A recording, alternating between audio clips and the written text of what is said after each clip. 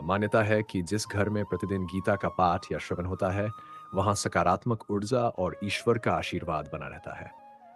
गीता को भगवान श्री कृष्ण की दिव्य वाणी कहा गया है।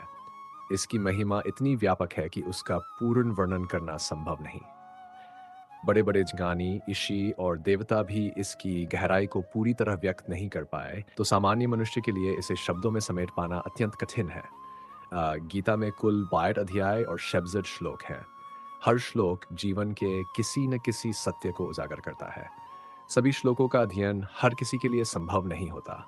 इसलिए यहाँ हम उन प्रमुख शिक्षाओं का विस्तृत सार समझने का प्रयास करेंगे, जो जीवन को बदलने की क्षमता रखती है। 1.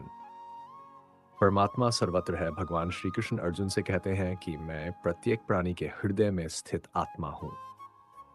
सृष्टि का आरंभ, मध्य और अंत में ही हूँ। जो कुछ भी इस संसार में दिखाई देता है, वह उसी परम शक्ति का विस्तार है।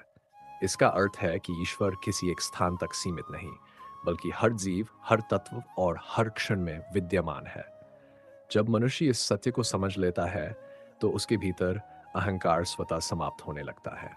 स्वयं को जानना ही सच्चा करना ही सच्चा ज्ञान है। मनुष्य संसार की अनगिनत बातें सीख सकता है, अनेक विषयों का ज्ञाता बन सकता है, लेकिन यदि वह स्वयं को नहीं पहचानता, तो उसका ज्ञान आत्मज्ञान ही वास्तविक ज्ञान है। जब व्यक्ति अपने भीतर झांकता है, अपने स्वभाव, अपने अमियों और अपनी शक्तियों को पहचानता है, तभी वह सच्चे अर्थों में जागरूक बनता है।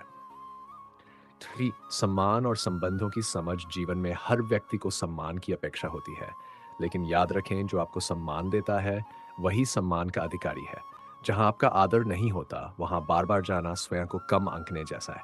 संबंध वही सच्चे हैं जो कठिन समय में साथ दें।